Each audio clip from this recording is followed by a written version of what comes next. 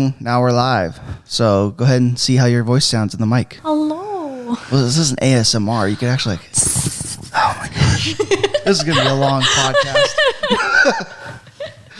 Well, this is going great. So yeah, go ahead and introduce yourself to everybody, the audience. Yeah, hi. My name is Travari Windrunner. Just make sure you're talking into the mic. You can hear yourself. Practice your streaming here. Yeah, I haven't streamed in so goddamn long. That's why people like, I can't hear her. What is she even talking about?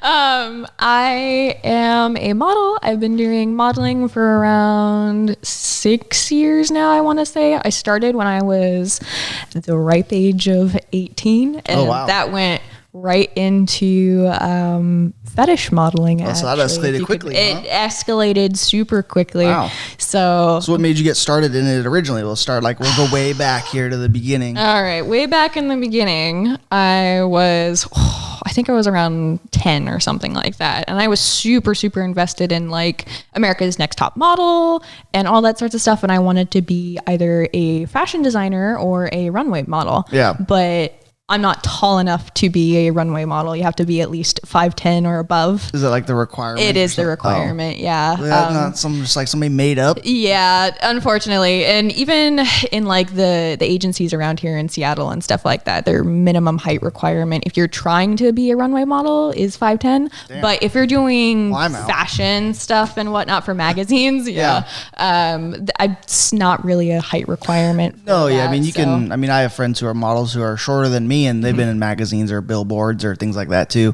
which is nice that there's still options, right, to obviously be able to do. So like keep going. So that is what really kind of started my whole fascination with modeling and whatnot. And then I got super invested in video games after that age and whatnot. And so I focused mainly on that, and that's what I wanted to do. Been playing World of Warcraft for over 15 years now because I got super invested in it. I got a couple tattoos for it. When did you start playing World of Warcraft? Before then? I was 11 when I started playing. So it was like literally right after my whole modeling thing. I was like, oh, okay, World of Warcraft. Yep. Well, I started playing like a freshman year of high school or something like that. My buddies were playing it, and I was like, it looks all right. And then you jump in, you're like, oh no. Oh, it's my life literally is gone. Oh no. It's like that TikTok. Oh no. Oh no. Yeah. Well, it was a good time back then because I was considered the nerdy kid in school and whatnot. I didn't really get along with anyone, I guess you could say. Sure. And trying to talk to anyone, especially males, and try to tell them that you're a gamer, especially back during that age and whatnot. You're only 11, right? Yeah. How are you going to tell a guy, oh, I play World of Warcraft, and then they it was definitely not as mainstream exactly as it is now. Like now they're like, oh, she could secure the bag later. Yep. So I took up that for a really long time. I actually developed a lot of my reading and writing skills by playing World of Warcraft. A lot of my time was invested in role playing. Things like that. Exactly. So I learned a lot of bigger words and whatnot. So it really kind of... You had access to like Google, like right when somebody says something. Right. Let me Google that. Hold on. Google it. So I was always learning and all that sorts of stuff. And I did that pretty much up until I was 18. And then once I hit 18, I was kind of like exploring my sexuality. I was a very sheltered kid. I mean, I was even forced into a religious cult when I was, I think it was around 13 or 14 years old. Oh, wow. My mom just kind of did a 180 and was like, well, you're not allowed to go to public school anymore. You're not allowed to wear pants anymore. Wow. It's only skirts and they have to be longer than your knees. You're not allowed to cut your hair. You're not allowed to wear makeup. You're not allowed to hang out with boys by yourself. Holy cow. You were 18? No, I was 14. Oh, okay. So I went into the church around 13, 14. It was my freshman and sophomore year of high school and whatnot, but I was forced into the Christian schooling for that. Oh, yeah. And luckily back then, my mom was still super okay with me, like still playing World of Warcraft and like watching TV. So I kind of got like a normal sense for that. But because of being away from the world, even just for those 2 years, I forgot how to interact with society. Yeah.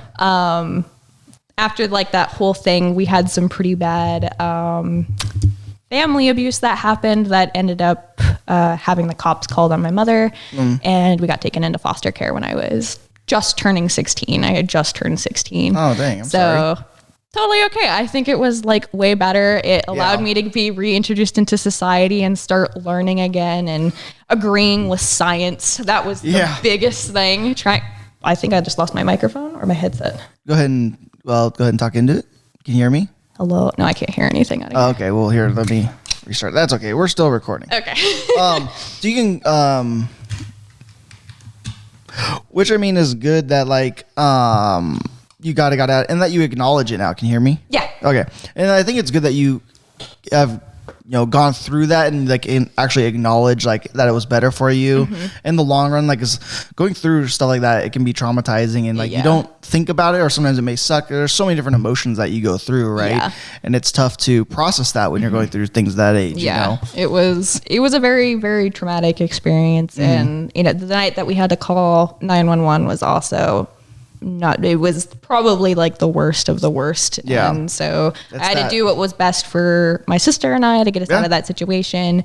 Older or younger? She's younger. She's 2 years younger than me. So you're still you're being the protective one, right? I've always, because it's just been me that's raised her, because I had a stepdad, but stepdad was super abusive, and then he left the picture around 10 or 11 or something. Okay. And then it was just me, my sister, and my mom. But my mom was always so fucked up on opioids and stuff like that she was never around. So it was literally me getting my sister ready for school, making sure that she was fed, making sure her homework was done, it's one of those being things, an adult. You basically have to grow up. I mean, my mom was an alcoholic and she passed away when I was 16. So like, I know what that's like. You have to like grow up way too early. Right. Yeah. And it sucks. And like to have to go through that, like I look back and it's like, shit, like in a way, it's those turning points in your life that like make you be able to live through that now.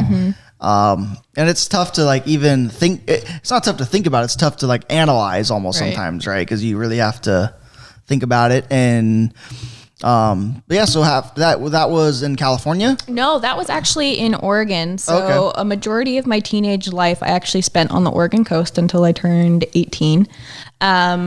I finished public high school there, and luckily I had an amazing class that I graduated with. Oh, nice. Still friends with a lot of them. Oh, that's awesome. So it was really nice to have a sense of normalcy. Yeah. And my foster parents, I got really, really, really lucky with the foster family that I was put in. That's great. They're definitely on like the hippie side and whatnot, very peace, love. That's Oregon. All that, totally. Even their house was very hippie-like and stuff. They're all super organic. Like they did composting. That's cool. I learned a lot of gardening skills from them. It's it's a big 180 from where you were completely. At, right? Like it was very, very science driven. But my foster parents, like they believed in education. So my foster mom has, I think like a doctorate or something that in biology for science. And then my foster dad was a computer science engineer. Oh, wow. And so it's some sort of security thing for like bigger businesses, but it's his own company that he just works out of like a little warehouse or something. Nice. It's just him. Oh, yeah. And so he taught me a lot more computer things and whatnot, which made me really excited. And at that time, I was very invested in doing digital art and stuff. So they got me a computer, they got me a tablet, cool. And they really helped me pursue what I wanted to do, which was video games. They didn't understand it because it was something so new and especially that time. Yeah. So they were like, you know what? Your grades are good. We see that you're super invested in it and we want you to do it. So they got me a computer, tablet, and they allowed me to play WoW. Which is awesome. I mean, it's all about balance, right? So if you're keeping up with your grades, then why not try to reward what you are passionate about? Yeah. They were so super trying to keep everything balanced. They would do like a reward system if we did chores around the house, like super like weird ones where you get up on top of like the cabinets over in the kitchen and clean up off the grime up there. Like they had us do that. So it was like, that's cool. Tough work, but it in reality, it definitely did help. And they rewarded me with so much. I went to a couple Warp tours. I was doing like awesome. VIP concerts and all that sort. I was having a good time. And it's all about earning it too. Exactly. Which you did, and that's the important part is like you see a lot of kids nowadays who like get all this stuff and they never like had to do chores or just even like stuff like that, like not going to have to get a job, but it's like just contribute something. Right. You see all the ones who just they don't really have to do anything. It's just kind of given to them. And then they wonder why they're not getting anything. Like it's not instant gratification for them. They're like, why isn't it here? Yeah. You're not cleaning the top of the fridge. What the hell? Yeah. It was a really good time. But that's cool. Yeah. I ended up graduating from high school. I moved in with my boyfriend at the time. And wasn't doing my modeling, and I was getting super interested. And during this time was when I was really exploring my sexuality, and I really was invested in BDSM. Now, I cannot say for sure whether or not that's because of just family trauma that I've experienced or whatnot, and it translated into something where the abuse could feel good just so I could get some sort of endorphins running through me. It's a very deep scientific It really is. I really had to think about it, because all of these things that I was super interested in, I look back and I'm like, wow, all of these things that I'm interested in is because something traumatic happened to me. So I thought there was something completely wrong with me. And then I don't even remember who it was, but someone on my Facebook messaged me, because this is when 50 Shades of Grey was starting to come out and whatnot. And I knew it was something that for real BDSM, you probably don't want to follow, because it's not anything like that at all. It's lightweight stuff. Exactly. It's very lightweight, not real or anything. But someone messaged me and they were like, do you know FetLife? And I was like, what the fuck is FetLife? I feel like I've heard that before. Is it like a website or something? It's a social media website dedicated to the BDSM lifestyle. And once I got introduced to that, my whole fucking world just opened. Like there was things out there that I didn't even know like existed. Yeah. I had no idea. The only thing that I knew was that I felt very submissive, and I was very like black and white to the whole BDSM. I thought there was only like a master or dom and then a submissive sort of thing. So I got into that, and maybe I posted like a couple just selfies or something. Is it like a Facebook similar, like an Instagram or like a forum almost? I would say it's more like Facebook, but then it's like a mixture of having almost like a forum, where you can go in and there's people advertising for like doing shoots or selling gear. I only laugh because I have a buddy or some buddies who told me about it. And I was like, what are you talking about? And I'm not going to out them on here, obviously, but it's just like, oh shit. It's like that TikTok. Yep. What, you come to that realization, like, oh God. Yeah, it was one of those things where I was like, should I be looking at this? Yeah. Is this legal? Like, it was a lot of that. So I got introduced to that. Or you probably tell anybody like, wait, that's real? That's actually there was a lot of things, right? Because I was living with my best friend at the time and my boyfriend, and I'd have to show them and be like, what the fuck is this? So it was a wild time. But I think I posted a photo or a photo, like just selfies or something like that. And somebody reached out to me on FetLife asking if I had ever modeled before. And I already knew the 411, like you're supposed to be checking these people out. You're supposed to be making sure that one, their profile looks legit, their photos look legit. They have like, they've tagged like their models that they worked with and just a paper trail to make sure that they were legitimate. Now, this person was doing very artistic nude sort of photos and whatnot. It wasn't really geared towards BDSM at all. It was mainly just like black and gray portrait style of just naked women on, nature essentially. Yeah, but it's almost a good way to get your feet wet. It was it was beautiful. It was tasteful. And I thought that, you know what, I really, really want to try that. And so I responded and I was like, I've never modeled before and I just turned 18, but I'm really, really interested in doing this.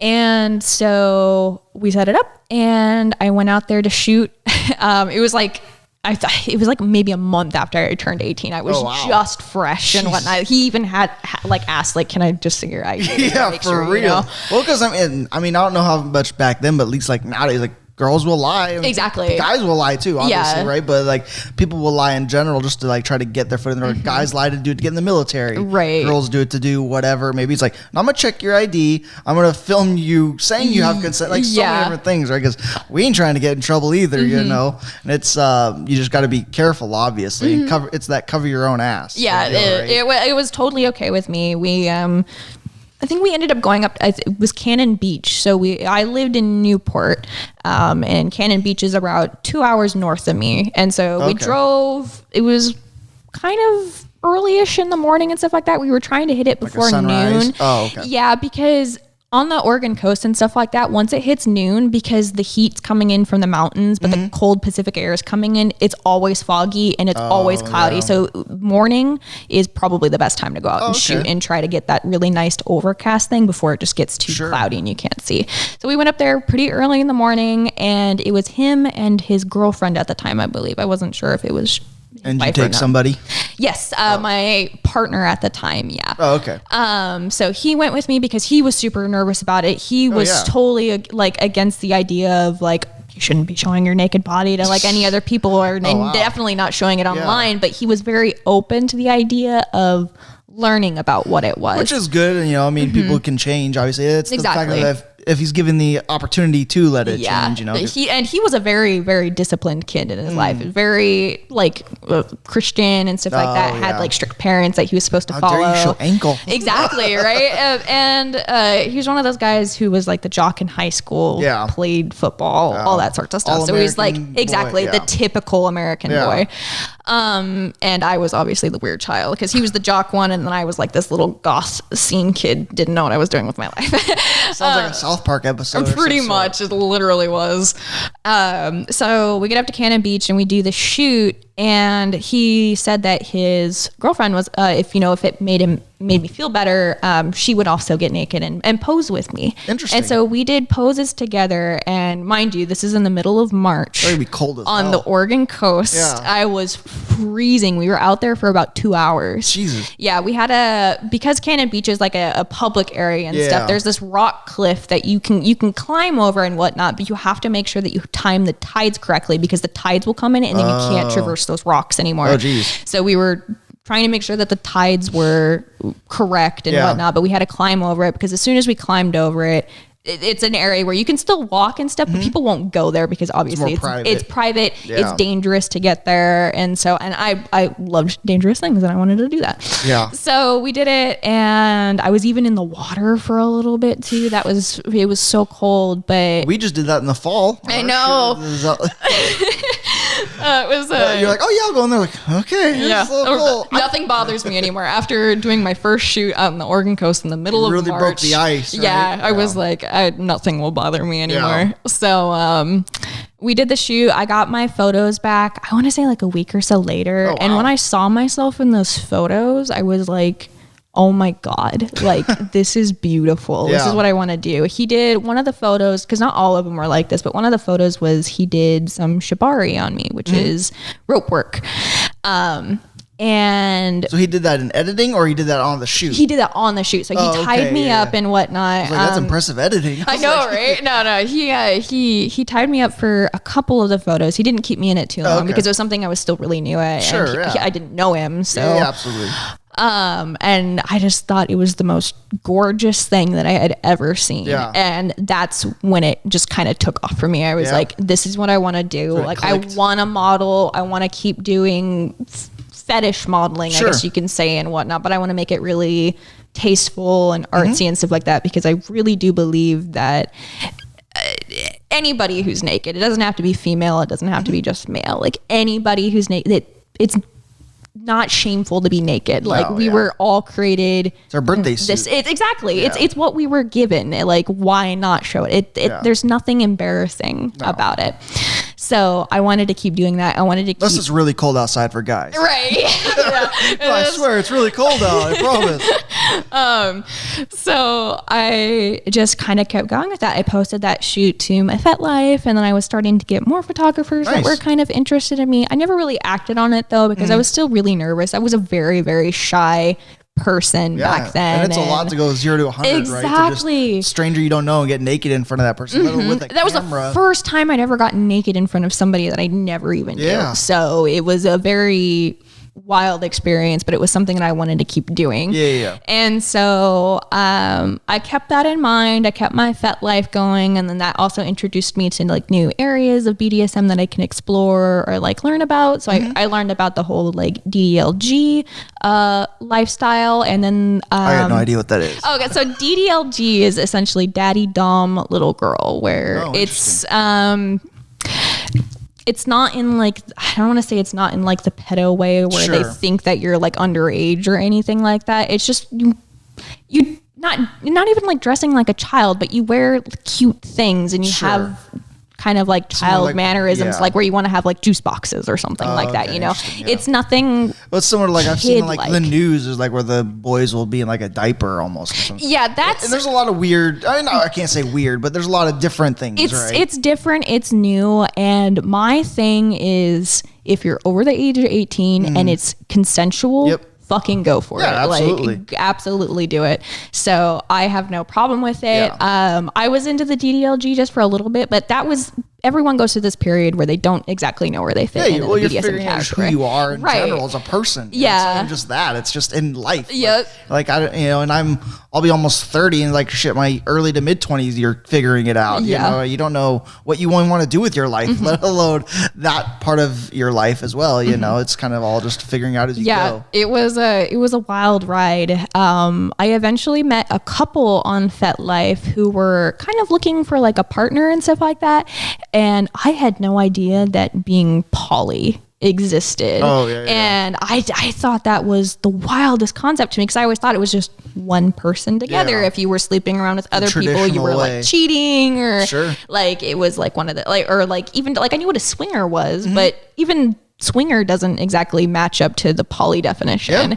And they were really interested in like bringing me in as kind of like not a third wheel, but just like wait, a is this partner. real? Right. I had no idea. I had so many questions for them about it. I was like, how do you do that? Like, do you not feel jealous that, because it was mainly they were bringing more girls into it rather than like another guy and whatnot. Are you guys Mormon or? It was like I had so many questions, and so I just kept learning about it. And then, which is good that you actually had questions and like didn't just say no or like weren't open. I was so open to everything. I mean, after curiosity than anything. Yeah, after being in that whole church cult and stuff like that, I was completely open to anything that would be. I was like, please, anything that goes against like Christianity or Catholicism, please. Which is weird, because I didn't say weird, but it's like, when you think when you put people into church or kids into church that like they're gonna be like straight and narrow, but they're actually more curious, or they like get deprived of things, right? You want to just. I was a curious child. Like I was always wanting to learn things, and I think that's the whole reason why I got into World of Warcraft so intensely, because I was like, wow, there's this whole other world that's super fake but can mean so much here. The scary part is World of Warcraft never ends. I know, and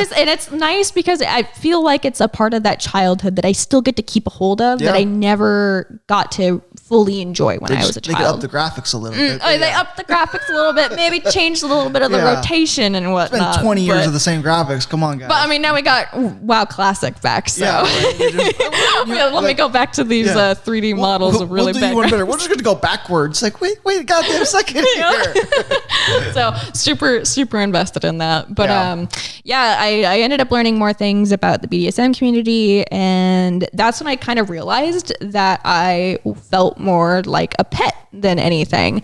And so that kind of got me into like pet play and kitten play and stuff like that. So I ended up buying like my first pair of like kitten ears and tails and collars and stuff like that. And I felt like that really blended with my personality a lot more, because I mean, as a scene kid and stuff like that, we all had those weird mannerisms of like we would just meow at somebody for no fucking reason, right? It's just really dumb things, but that always stuck with me, and I was like, wow, okay, I guess my own mannerisms that I have kind of match with the whole pet play dynamic. And I really liked it more just because it was kind of like more stricter than the DDLG and whatnot, but I can still be a submissive person, not like a pet per se. So I got really, really invested in that, and even to this day, I still consider myself a pet. I don't consider myself a kitten anymore, but I'm more on the fox side of things, just because foxes tend to be a little bit more sly, a little bit more devious, and I just have grown into those ways, I guess. But good.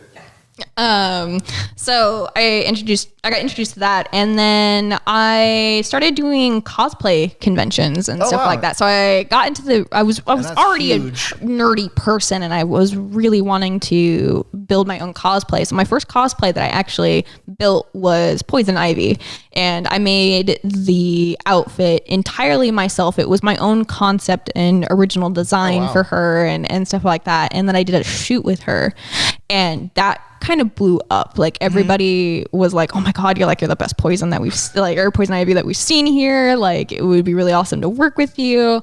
And so that really kind of helped me get back into the whole, like, okay, I want to continue modeling. Cause at this point it's been like 2.5 years since the last time I ever did a shoot. Since your first shoot? Yes. Since I ever did my first shoot. I waited it. I was still really shy. Were you still in, okay. So run me back here. You were in Oregon at that time. Yes. Did you move yet? Or are you still in Oregon? Yes, I moved not too long after that shoot. Actually, I moved out to Eastern Washington. Oh, okay. So and all over the West Coast. Yeah, it was like the West Coast, and then when I was with my mom, still I went down to LA because she was meeting her new. So this is after you graduated and all that stuff. You kind of reconnected again then with your mom, or? No, I didn't really reconnect. This was just before that I went into foster care that we went down to LA. So I've been down the entire West Coast. Yeah, it's a track. Yeah. So I moved out to Eastern Washington, which was really weird because that's even like more rural, more conservative, more conservative, like sure. It's a little bit better probably now. Like it's getting there, right? Just the states in general, but probably. I mean, this was like on the Idaho border, and Idaho's already not good in general. No, so sure. Yeah, it was where KKK still exists. Yeah, exactly. It was that worrying. Like even in that town and stuff like that, it felt so weird because most of the people that I would see would be white people. Yeah. And then whenever I would see a person of color and whatnot, they were always, every single time they were being degraded or racially profiled or anything like that. So it felt really hard. Exists, yeah, it really, really sucked. And I lived out there for about 2 years before I ended up applying to a gaming company in Seattle. Oh, awesome. And it was a joke. I literally applied as a joke because my sister was looking for a job and she was also really wanting to get in the gaming field and whatnot. So I was like, hey, they have an opening. You know, if I apply, then you should apply too, because they were hiring like multiple people and whatnot. So I was like, yeah, I'll apply with you. And she was living in Portland at the time, so it would be an easy travel if she wanted traditional, to move. Fuck it, I'm gonna try it. Exactly. So it was the traditional. You know, I was like, fine, I'm gonna try it. I'm gonna put my application in. I don't expect them to contact me back because one, it's a AAA company, and two, I have literally no experience doing what they're asking me to do. And at that time, I was working at a fucking McDonald's for about a year. Huge step up. Yeah. So I submitted my application, and then literally the next day they called me and was like, hey, we loved your resume. Would you be free to come in for an interview next week? Because I flip burgers? Or? Yeah, I was confused. I asked them, I was like, do you have the right person? Like, are you sure about this? They're like, yeah, you're this person, right? And I'm like, yeah, that's me. Did you just attach your photo to your resume? I mean, I figured, considering that they are a Japanese company. Put your modeling photo in the resume. Right. Your first shoot from the beach. Yeah, it was This is why you should hire me. It was super wild. And like at that time too, this is when I like started really getting into like smoking weed and whatnot. I was like, oh my God, I'm fucked, because they're going to do a drug. They're like, okay, well, if you do come out here and and if you do get the job, we'll have to drug test you. And I'm like, I'm fucked. Like, how long do I have? Right. And so at least got put in my 2 weeks. Yeah. Just give me that time. I lost my, there we go. I told my job, McDonald's and stuff like that, I got an interview at that company, and they're like, yeah, right, like whatever. And so I was like, no, seriously, over there on the east side, exactly. Right? They don't like, nobody leaves this town. Yeah, and they're so like misogynistic and stuff like that. They don't really believe that females can do anything great with their life, whatever. But so I told them about it, and I had a few friends there and whatnot. They were super supportive of me, and actually one of my managers was so supportive because my car had broken down. Oh, wow. I wasn't able to even get out there, so I was like, I can't even make it to that interview. And she's like, you know what, I will take the day off and I will drive your ass there. Wow. So she did. We got up super early in the morning. It was like 6 a.m, and then we drove all the way to Seattle with one of our other friends in the back. She brought a fucking bong with her, and we're like, don't spill it. And halfway through, she fucking spills it. I'm like, I'm gonna get fired before I even get hired because I smell like weed. Like I'm gonna have to take a pit stop and take a shower somewhere at some trucker gas station. It was horrible. Luckily it fell over on like one of the like a grocery bag or something like that. Throw it all out. Like, yeah, we just tossed it. You're cut off. Yeah, we're like, stop. So I go and I do the interview and whatnot with one of the managers for because it was like a contact center and stuff like that. So it was like answering phones or like doing back end work. Yeah, it was a call center, but it was for a AAA gaming company. Okay. It was something that I had been super passionate about because it was a great foot in the door. Exactly. You know? It was like, it's a gaming company. It's something that like, this is what first got me introduced into video games was because my grandfather, he gave me his old GameCube at the time and whatnot, and it came with Wind Waker or Legend of Zelda Wind Waker and then Super Smash Bros. Melee. And so I had a GameCube and I was so excited, and he loved Nintendo games like crazy amounts. So it was he showed me a lot of different games from like, 'cause he played a lot of Xbox and Elder Scrolls was a big thing, but I was like, wow, I'm actually doing something that he really enjoyed, and he would be super proud of me today. And so I went in, did the interview, and I apparently nailed it. They're like, so can you start in 2 weeks? And I was like, I live 5 hours away. Maybe if I can find a place, but I will really, really try. So were they flexible at least? Like on like they were super flexible and whatnot, because they knew that I'd have to obviously fly out and like move my stuff and try to find a place and whatnot. But they were super on top of it and whatnot, because even like the training was 2 weeks alone, but it was paid. So they're like, don't even worry about it, you know, we know that you're going through a hard time and stuff. And even back, because they were like, when they hired me and whatnot, they needed my paperwork and stuff to put me all down for like, you know, your W-2 and just the normal paperwork. And at that point, I didn't even have it.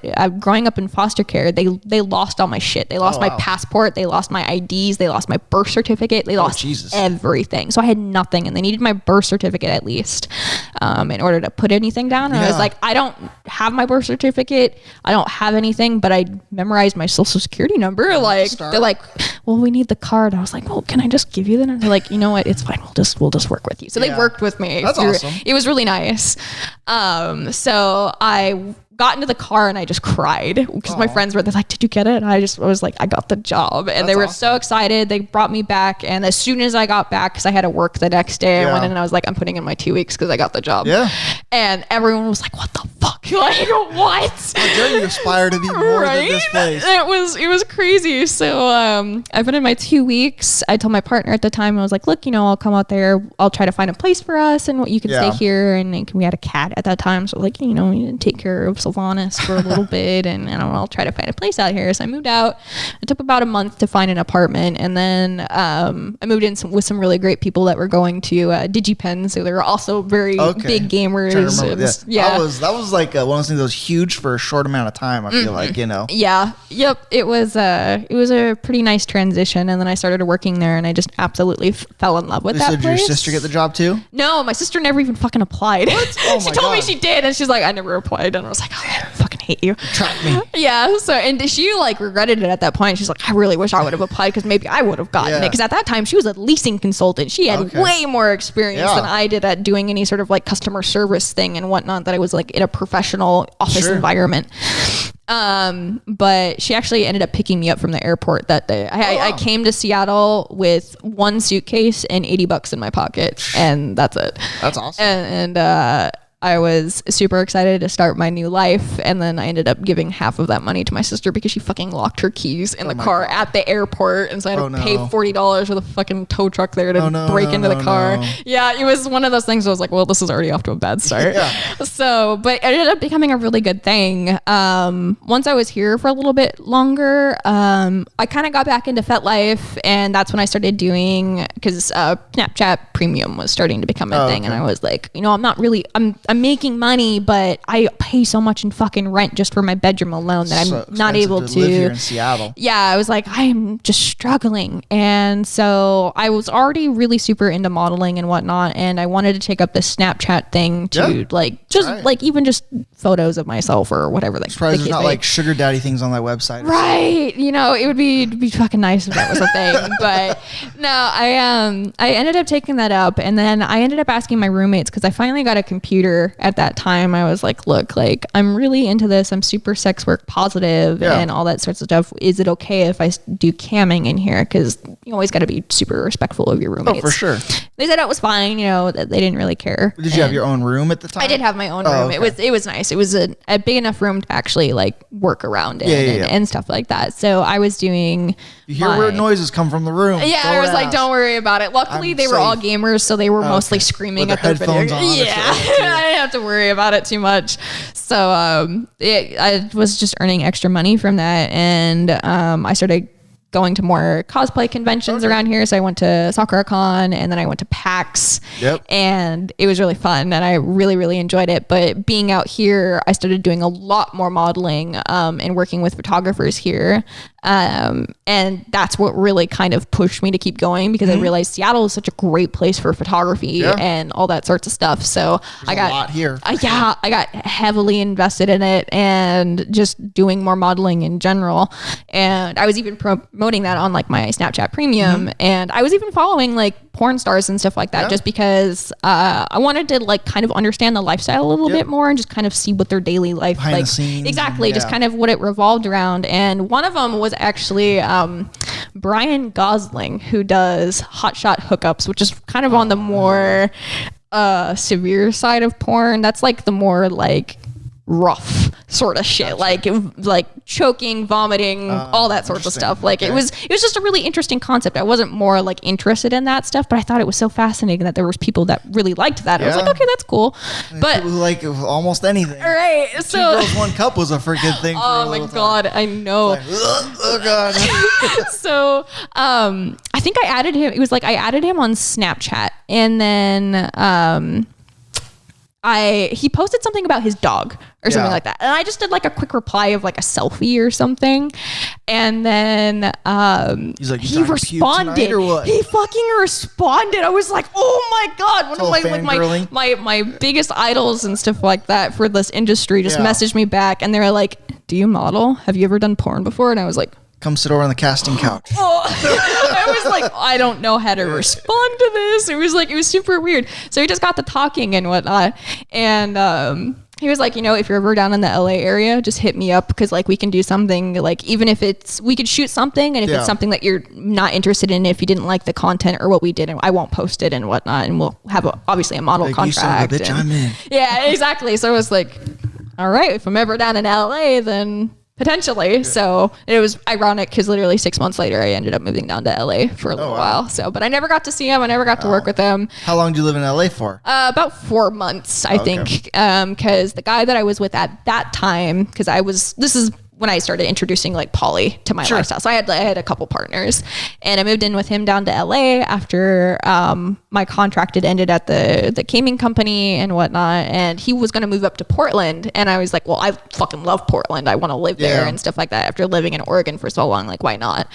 And he was super into the BDSM lifestyle and was super attractive and all that sort of stuff. So I was just kind of head over heels from him, and I didn't realize that it was a very abusive and controlling sort of relationship in that way.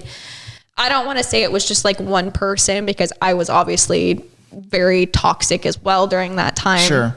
But it's almost like that stuff brings it out of exactly. you. Like defensiveness, or you just adapt to your environment, so to speak. After being like on my own for so long too, it's almost kind of scary to be in that situation where it's like, shit, like I don't have anybody to fall back on. I don't have money to fall back on. Like I had nothing. So it was a wild sort of time back then. And then we moved up to Portland, and then I was only there for about a month before he broke up with me. It's I just felt very used. I felt like I was just there literally to help him pack his shit and move up there. Yeah. And then that was it. So it was just a very traumatic time. But luckily I had some friends back from the gaming company that were still super supportive of me here in Seattle. So they actually picked me up and they let me couch hop on their place for about, I think it was about a month or two. Okay. So throughout the summer of 2018, we've gotten to 2018, now. So that's the timeline for you. We got into 2018. And that's when I just really, I had a really bad breakdown. And that because when you're in like a BDSM, a very submissive sort of thing and stuff like that, it's almost kind of like not a mind control, but like a mind break, essentially, where they kind of try to correct your mannerisms to tailor how they want you to be, which was what I wanted to do. I was consenting of that, but when it comes to kind of worshiping this person the entire time because you don't have a job, all you did was stay home, all that sorts of stuff, you just become kind of dependent on that person. And then once they were out of my life, I was like, what's the point of fucking living anymore? Well, like, I feel like in that type of stuff, you have to be very open, right? It's very trusting. It's a lot of emotions, right? It's more than just your normal like sex stuff. You're really showing people who you are, and being very vulnerable, right? And then once you're out of that, it's recovering from that or trying to get that back in a way, it was a very weird time.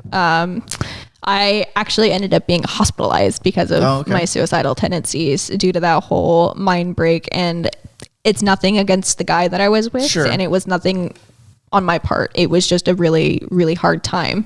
And so you're still really young, too, it's processing all that. Was, 22 on my own. I had no money. I had nobody to fall back on. At that time, my sister wasn't even talking to me because she kind of took the side of the guy a little bit and whatnot.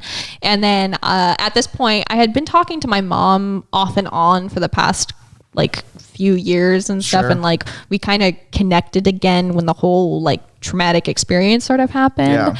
But during that whole falling out with that guy, she ended up just completely 180ing on me like normal, like she usually does, and like says that you're the worst kind of person in the world. You're gonna go to hell for what you do. Like you're a piece of garbage, essentially. And she said that if I ever came to her place or something like that, she'd get like a restraining order on me and all this. I have no desire to come to your place. Like, this is a person that tried to murder my sister. Like, it was a really hard time. So at that point, I felt like I'd really lost my mom. My sister wasn't talking to me and I had nobody. And it was hard. And I'm really glad that I had the strength that night to ask somebody to take me to the hospital. Which is, amazing in itself, right? To recognize that still from almost like the outside looking in and analyzing yourself, because that's like the toughest part is like, okay, I understand something's wrong with me. Now it's that little part of you and like, okay, I need to fix it, right? And what can I do? And it's asking for help is the toughest part. It was really hard. And then trying to like communicate that to the doctors, like saying like, I'm not crazy. I'm hearing like my self-conscious thoughts of like just being like you're worthless and all that. It's really hard to try to get over that mentality because it's just like it's nothing saying it. It's just your thoughts just telling it over and over and over again. Because it's like the environment is kind of like programmed almost into you. It's unprogramming that type of behavior. Just certain things. And it happens with so many different types of things, just being self-conscious in general, right? And being our own worst critic, our own worst enemy, It was a really tough night. Luckily, I only ended up staying overnight in the hospital. They released me at like noon the next day, but they had me talk to a counselor and whatnot. And I kind of talked her through what was going on. And I don't know if like the world was just giving me some sort of peace of mind or whatnot, but that person actually understood the BDSM lifestyle and completely understood like the terms that I was saying and could really connect to me on that level and try to get me out of that rut of feeling like a bad submissive and a bad person because I couldn't do it, right? And she really, really helped me. You're probably not the only one who goes through that type of thing in that community or things like that. And mental health in the BDSM community and stuff like that, like they do take it seriously. It's very like consent is the biggest thing. That's like the biggest rule is that it is consenting of all people involved. And so safe words. I took it very seriously and all that sorts. But once she kind of talked me through it and I kind of understood, okay, like, no, I'm not a bad submissive. I just had a bad partner. Essentially, situation and all, you know, I can kind of get on with it. You know, I was like, wow, okay, that really kind of enlightened me, I guess I could showing say. you it's not always going to be like that too, you know, because there can be many great experiences with great partners or whatever. You just gotta, because I mean, maybe if that was your first full relationship with that type of style or whatever, it's like, fuck, your first one's bad, right? Like my first flying experience was terrible. Now I hate flying, you know. It was a lot of even for that, it was a lot of back and forth between coming to LA and then Seattle and then Eastern Washington. It was a lot of flying. So even then I was still terrified. I was like, I'm flying, I don't want to do this, I'm going through emotional heartbreak, heightens everything, and it was just a really, really shitty time. But once I talked to them and I got picked up the next day, because I didn't even tell like the people that I was staying with that I was going to the hospital. I had somebody else come pick me up and take me that night because I was just too embarrassed. Yeah, I mean, it's tough. Yeah, it was really, because they had already taken me and I didn't want them to have to deal with like my mental shit on top of it. But they picked me up. They completely understood. Took me out to go eat and make me feel better and all that sort of stuff. I'm bad bitch. Yeah, I was bad bitch. So I found a job that it wasn't at the same company that I was previously at, but it was paying a lot more. And so I ended up taking that job. I was making my own money. Another gaming thing?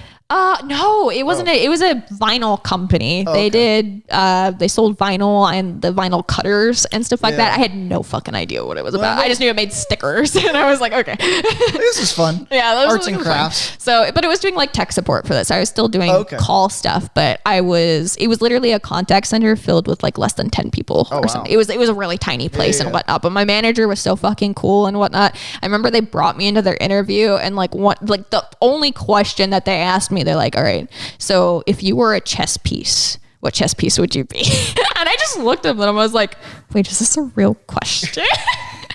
So I think I told them, oh my God, I think I told them it was a pawn or a knight. And I don't exactly remember my reasoning for it and whatnot, but I had like this really like philosophical reason for it. Thrown off. Yeah. And they were like, what? They just sat there the entire time I interviewed, which was about 30 minutes long. They were literally just debating this question. They were literally just debating this question. They're like, we honestly didn't even think you would answer it. So I was like, they're like, you're hired. And I was like, okay. So I got a job and I was making my money and I was doing everything for myself. I was buying new clothes. I was just really feeling myself.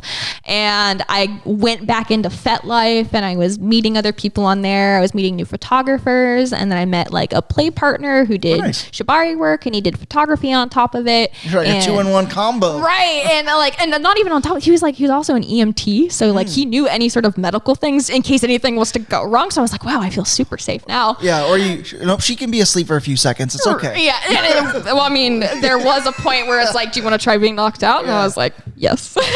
So we did a lot of experimenting and whatnot. It was really fun. And then I ended up meeting a girl on there just because I swing both ways. It's that day and age. There you go. I swing both ways. And I met a girl and she was super excited. She's like, hey, do you want to go to one of these like Fet parties with me? And another girl. And I was like, totally. I'd never hung out with a girl in like BDSM and whatnot. That'd be super cool. So I met up with them and she was super attractive and so was her friend. And we ended up going to this party. And I shit you not, this party was literally, it was like 5 people. One of them was like a complete nudist and they were all old people, right? They were old, wrinkly, like had no idea that this is what these guys looked like and stuff. And we brought like boxes of like wine or something, like it's just bring party favors, obviously. And so we're literally there for like 10 minutes. They're like bringing us around the house to like all of like their different like playrooms and stuff like that. We're just looking at each other like, what the fuck? Yeah. Like, what? Are we getting killed tonight? Yeah, or what is going on here? So we told them, we were like, so we forgot that we were supposed to pick up another box of wine. We're going to go do that real quick. And so we took our box of wine that we brought and we just fucking, we left, we got into the car and we just broke out laughing. We're like, man, what just happened? And so we're like, to be in a swinger party with some elderly folks. It was like, weird. You're like, I'm gonna give you a heart attack, old man. It felt like that. It was really weird. So we ended up going back to her place and she's like, fuck it, I'm just gonna invite my friends over and we're just gonna have a great night. So there you go. She brought a bunch of her other friends that were also poly and they were also very involved in the BDSM lifestyle. And this was the point where I realized like how beautiful it is to see somebody who's in a very safe and consenting and very, very serious strict lifestyle. Sure. Like it was to the point where the submissive in the relationship sorry,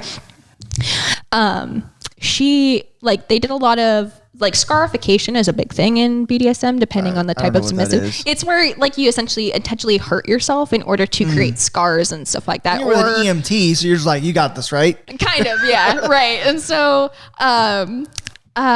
she had a lot of scars on her body that looked really beautiful. They were very tasteful scars, and they were all consenting and stuff like that. But it even got to the point where like she even shaved her head for this guy to match him and stuff like that, because they were so in sync with each other. And that was the beauty. They were very like a non-binary couple kind of. So very androgynous. Didn't really have anything. Sorry, it was tickle at the back of my throat. When you I don't know talk what's going for a long period of time, right? It takes a while. That's why I bring a water and I have my coffee. That reminds me of like, there was like a TikTok or something like that where the guy was shaving his girlfriend's head who was going through cancer or something like that. And then he just starts doing, and I was like, I'm not fucking crying, man. You're crying. Yeah.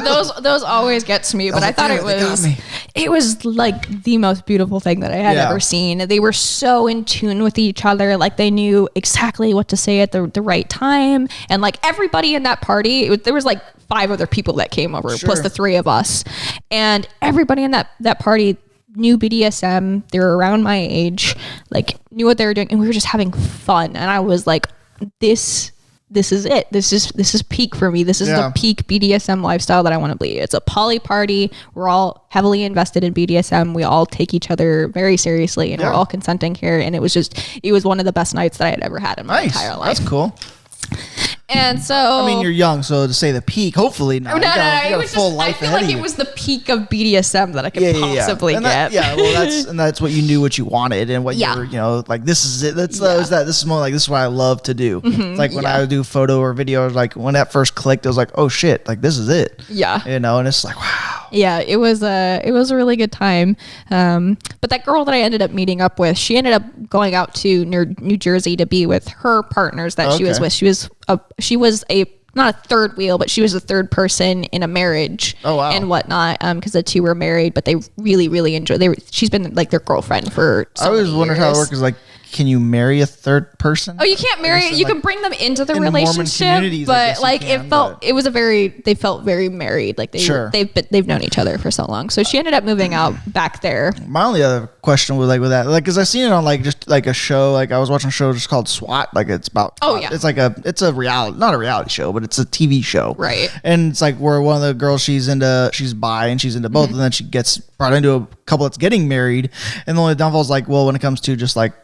It's like the privileges of being married or financially or just a lot of different stuff outside of actually just being into each other. It's just, there's so many things. It's like, it's tough. Like, I feel like if people want to just get married, let them fucking get married. Yeah. Just let them do it. Like a third party. Like completely. I mean, it's the same with the whole, like, I think it's totally a thing where like, we should definitely allow to have like more marriages and stuff like that. But when it becomes abusive, like, I don't want to point out like the entire Mormon church, but like, there are certain faiths in Mormonism where they do take that kind of extreme, and it's like forced marriage and forced to take in, not really like for the men, but it's forced to like women have to be a part of like this 7-wife trio sort of thing. And but given it's like I'm a guy's like handling fucking 4 wives, like right? Like shit. How did I just fucking I all agree stay with home. It. I don't know where I'm going to work. Gotta afford all these kids, right?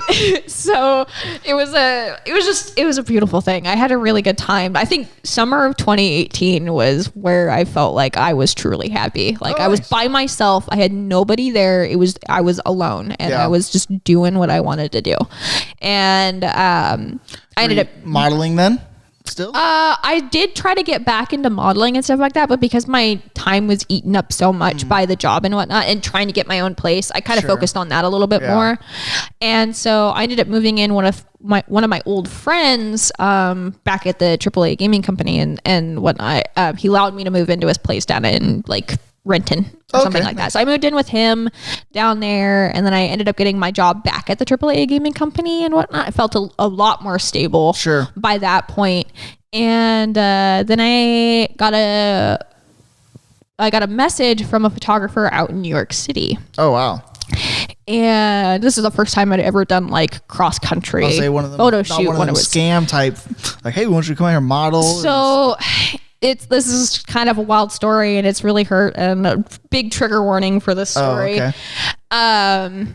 So dude looked completely legit, had a shit ton of followers, had a lot of photo sets that he's posted. A lot of them had like the model tags in it. Like I did everything that I was supposed to do as a model to verify that this person was real and that they were legit. Like they were even so legit to the point that they even had their own Wikipedia page because they worked with celebrities before. They've done celebrity photo shoots and stuff like that for professional high-end stuff like that. So I was like, wow, this guy's like the deal. Like, so I was like, why not? He said he was going to pay for my flight to come out there, and that he had a second loft that he would allow me to like stay in and whatnot while he stayed in his first one, for his like recording studio and all that sorts of stuff.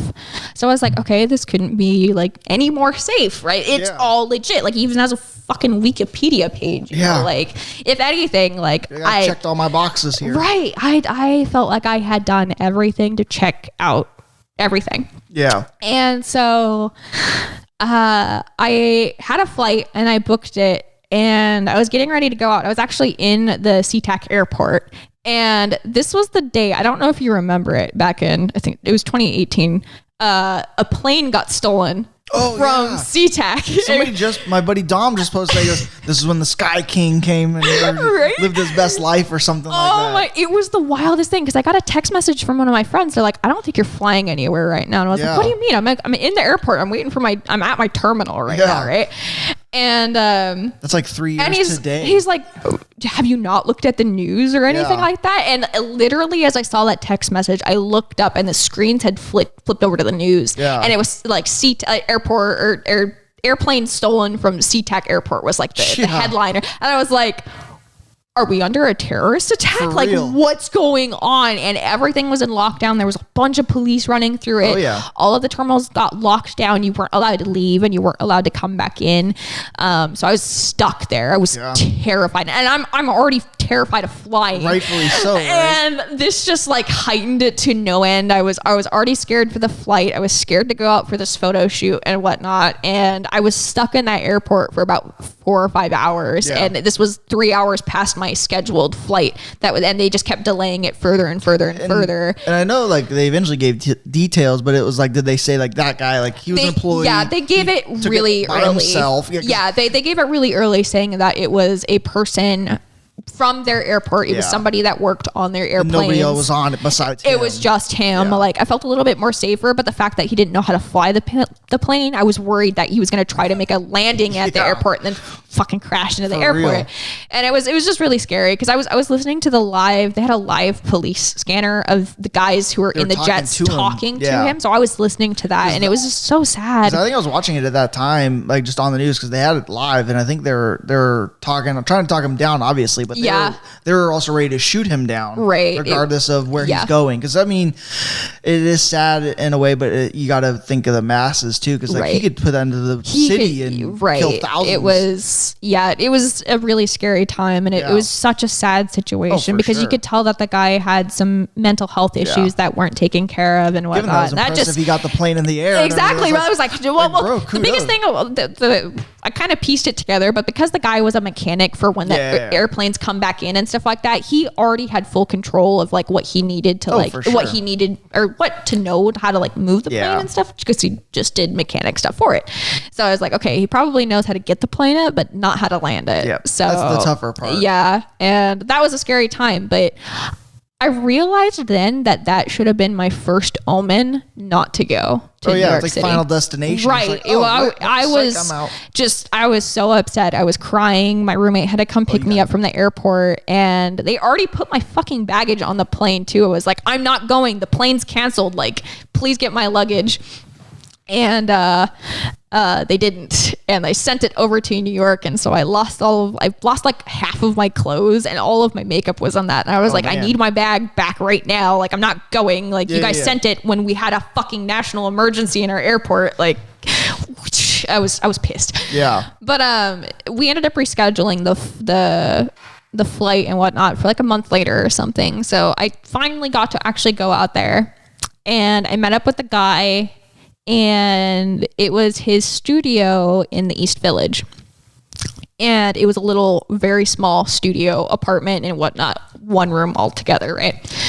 And so because it was an overnight flight, I had already gotten no sleep because I was terrified of flying, and I just stay up the entire 6 hours on my way there. I was like, I'm really tired. Like, is it okay if I just get like a couple hours of sleep or something like that? He's like, oh yeah, no worries. I'll just work on my stuff. I thought he was going to leave to go to his other place. No, there's a corner in like the front of his place where he had like his desk and his computer area set up that was separated by like this confetti, like almost like those New Year's like string things and stuff like that.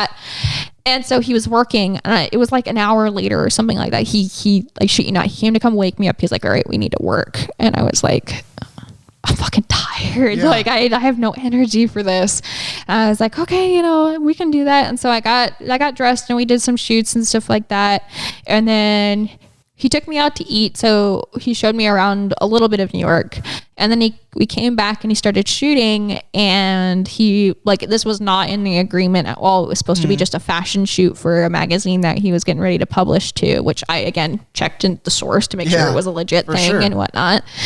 And he just started asking me to, like, hey, why don't you take this off? Or maybe we can do it like this or whatnot.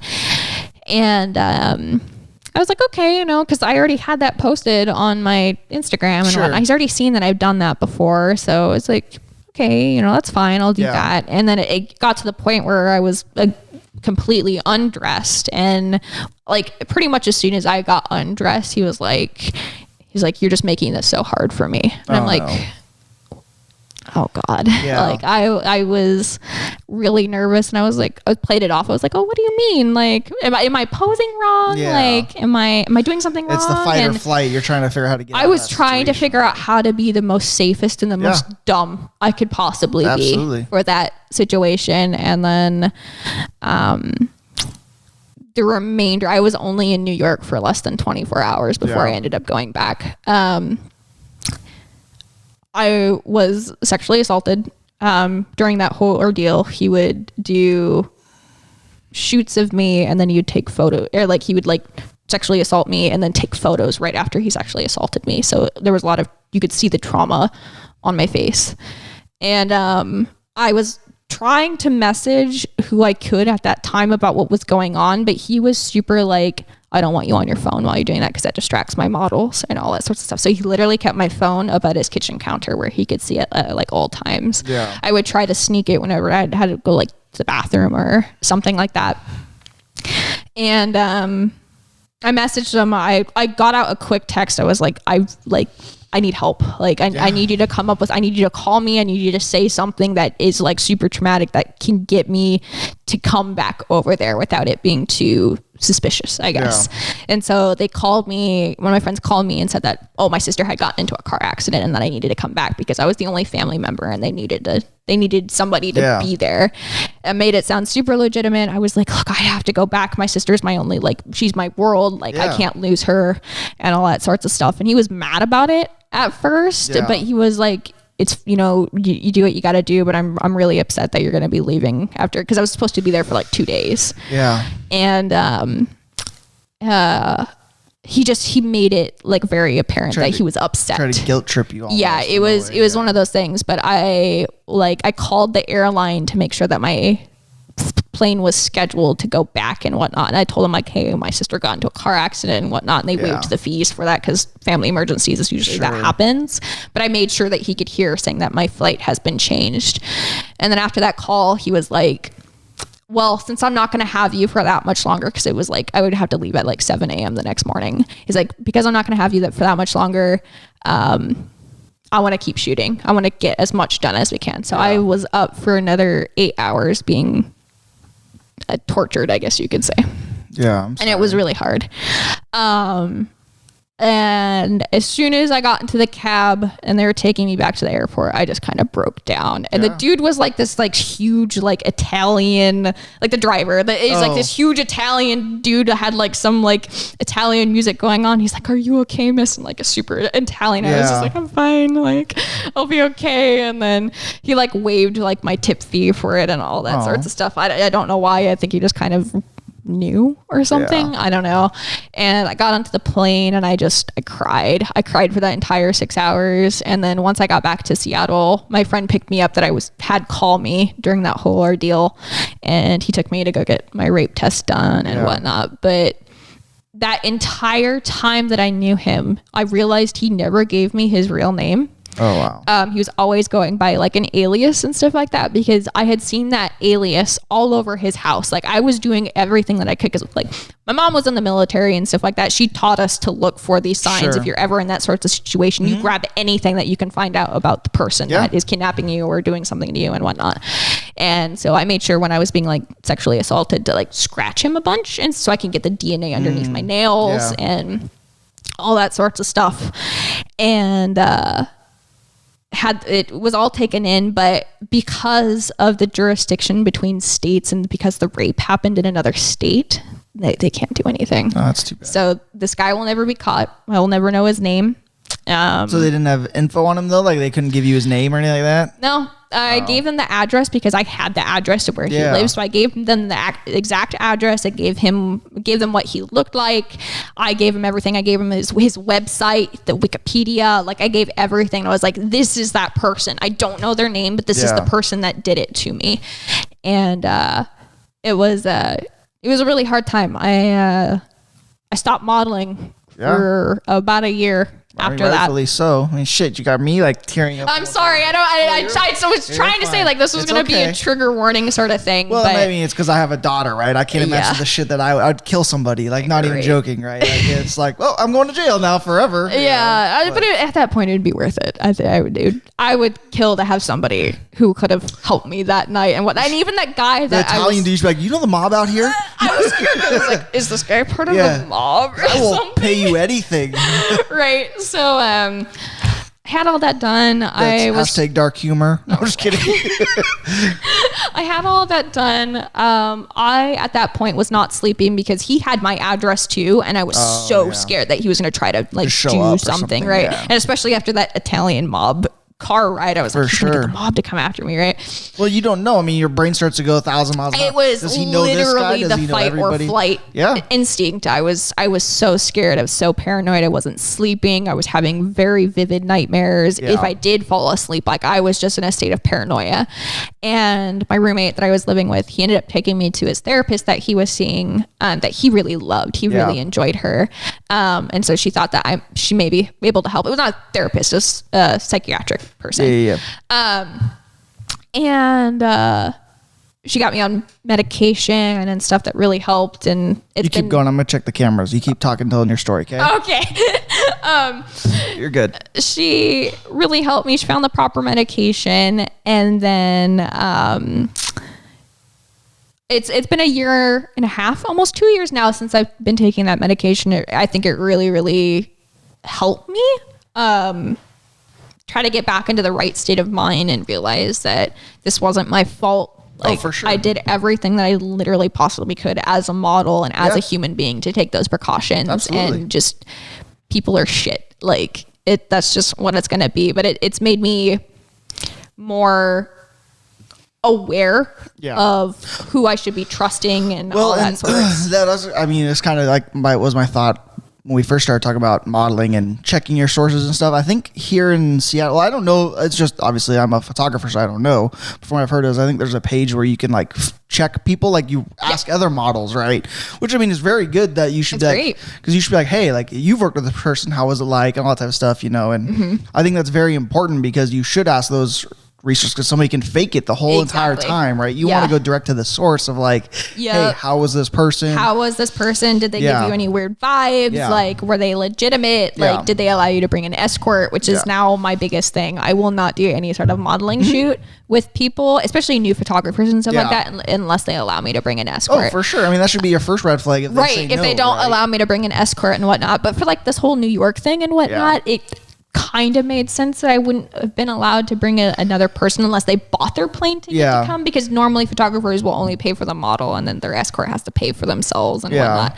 But I understood, and at that time I didn't know anybody well enough to ask to be like an escort to come with me, so that was more of my bad than anything. But in that situation, there's nothing that can be done. And it's unfortunate. And this this just shows to a lot of people who listening to this are models. And I mean, we'll post this, that everyone we know for the community is you can never be too safe. Right. You always have somebody with you. Like when I shoot with people, I have no problem if they want to bring 1 or 2 people, friends with them. That's totally fine. But I've had people ask can I bring 5 friends? Okay, I'm going to need you to chill a little bit. Yeah, just a little. Because it's not a party. We're still here on a task to do something, right? And I just don't want you to get distracted.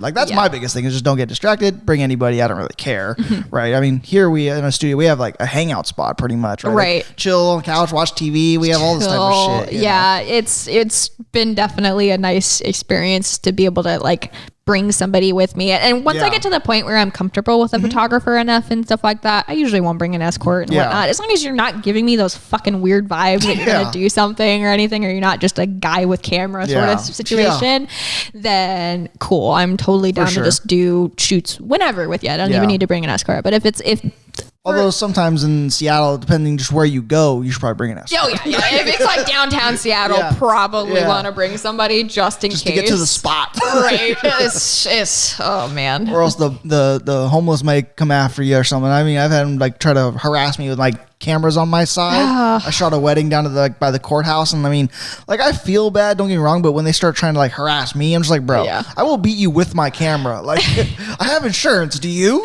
Yeah.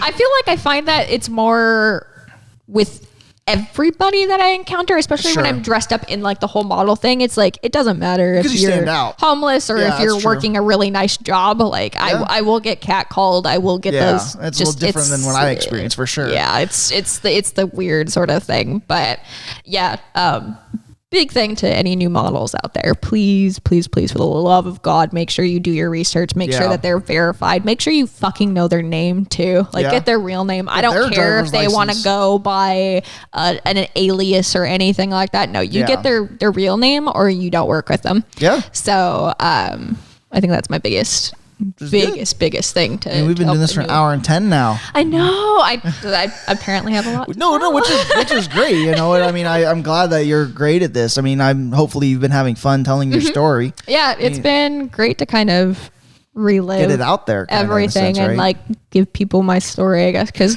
not a lot of people know. Learn. I mean, there's a lot of new models and stuff all the time, new photographers, all that type of stuff, but it's just doing your due diligence, right? Because you don't want this to happen to somebody else. Yeah, I would never wish this upon anybody. I don't care if I don't even like you as a model. Just please, for the love of God, be careful. Yeah. But after that whole experience and after getting on medication and finally kind of settling down, getting my own apartment. That was the biggest thing. I got my own apartment with my job, and I really tried to took on the... Now you're here living your best life. Yeah, it's I switched 180 from being completely submissive, I followed everybody else, to being I'm following nobody. Yeah. I am the leader here. I will kill you. So I went from being just a low level, a supervisor at Nintendo and whatnot, to actually leading my own team. Which is awesome. And it was crazy. I had such a great time doing it, and I learned so much, and it really helped me get onto the whole business management sort of side of things. I did have a question about that, because I know you talk about you had contracts. Are you not an employee? Are you a contractor? I was a contracted worker. Yeah. So even though I had my own team. Is that just how the gaming companies work? I mean, it really depends on the gaming company that you go to. Maybe if it's a lower, not really bigger company or anything like that, then they'll probably hire you on full time, depending on if you're good at the work or something. But for bigger companies like that, a majority of their workers will be contracted workers and stuff, which it's not a bad thing. No, I was just curious on the difference, Right. Yeah. People may just get confused. Yeah. We had our things where we could still access certain parts of the building and whatnot, but everything else was restricted. You had to be a full-time employee to go in there, which is completely understandable. And I understand why that they wanted to keep everything so secret, because we are phone agents. We are the people that are interacting with the consumers. Yep. We don't want an accidental slip of something that we haven't released yet, or just kind of stuff like that. So I understood the secrecy and how we weren't allowed to do a lot of the other things that full-time employees were able to do. But I enjoyed it immensely. I learned so much. I learned so much business management and so much like business resources and stuff like that. I was like, wow, I really want to like either lead my own team in gaming or like just be a part of a business where I can just like have my own thing and build these people up, because I was so good at it. Yeah.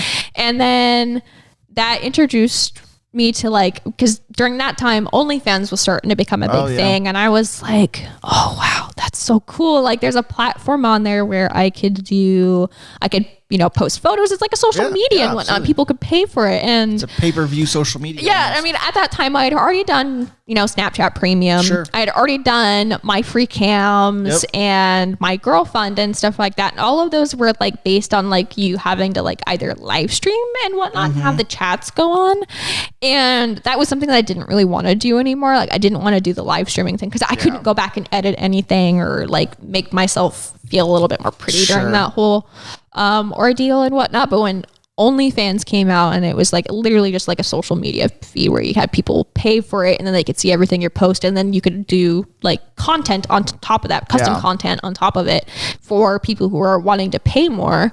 I was like, oh hell yes. So like that's so cool. But I was so worried that my full-time job would become aware of what I was doing, because they have fired people in the past before for that. No fault to them. It's a family company. I completely understand. However, I do feel like sex work should not be as taboo. Yeah. In a sense. Yeah. And I mean, I definitely think it's getting to that point, but nothing happens overnight. Yeah. It's much more open now for sure than it was, say, even 10 years ago. Right? Oh yeah, no, definitely. Shit, tattoos are allowed now, or 10 years ago it was like, thank goodness. Yeah, for real, right? Oh my God. It's a bad addiction in itself. Yeah. That was one of the biggest things that I was worried for when I started working at this company, because I had like bright blue hair at that point, and I hid my septum ring at that time. I didn't have my philtrum piercing, but I hid my septum ring. My hair was like, I switched my hair to brown for that interview just to make sure that I looked professional. Or you just get one of them wigs or something. So yeah, it was like I completely changed who I was, I guess you could say, to make myself look more professional, because this was a very serious environment. Yeah, for sure. And then you slowly start introducing who you are.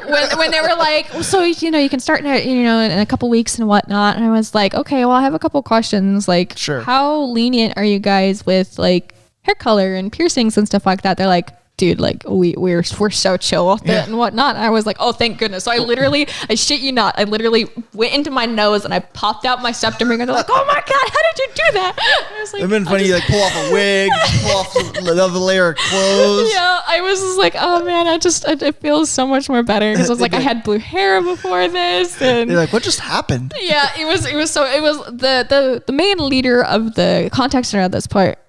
She was like an older lady and whatnot, kind of like one of those, I don't want to say like ditzy sort of people, but was just very untuned to like the new age and sort of thing. So she thought everything was kind of cool. I mean, even like, I guess I impressed her with like my typing speed. But it's the cool type, right? Where they're just like, oh, that's good for you, honey. Yeah, she was like, oh, that's so cool. And she was the sweetest lady too. It was one of the things. But yeah, now that everything's kind of just been like socially accepted and whatnot, especially at that center, like we had so many people with different colored hair. I saw somebody had like literally a full face decked out in like piercings, like one of those awesome piercing modded face where it's just like piercings everywhere. I was like, oh, that's so cool. Like you're so accepting here. It's a Japanese company. I would not expect that from them. And so I took it in a professional sense, but I also had my twist on being like very colorful and very I was different, and everyone was different there, and that was the greatest thing. Was I felt inclusive. I felt like I had a place there. We all played video games. We all had the same interests and stuff like that, and it was finally the first area or the first company that I had worked for where I felt like I was an actual person, and I felt like I could make friends there legitimately because we all had the same interests. And I have made some of the best relationships out of that company, even though most of us don't work there anymore. Like even my current partner right now, I've known him since I started working there. So that's how you guys met then? That's how we met. Oh, cool. Yeah, we met there. He fixed my computer one day, and this was when I was still really shy and quiet, and that's I really like a wasn't rom-com. I know. He just came over to fix my computer, and I didn't even look at him. I was literally just like on my phone that entire time that I was so shy. Yeah. I had this weird thing where I didn't like to make eye contact with people. So I just always had my head down. Yeah. I always walked fast to my desk and all this sorts of stuff. And he like tried to make small talk with me, and I just kind of like one worded sentences, you know. And then he got back to his desk and he messaged me just to make sure that everything was working again. And then he asked me about, I think it was like an icon or something like on my screen, because Overwatch had just come out that year. So I had like a diva icon or something. And he's like, do you play Overwatch or do you play any other Blizzard games? And I was like, well, I play World of Warcraft for a really long time. And he's like, really?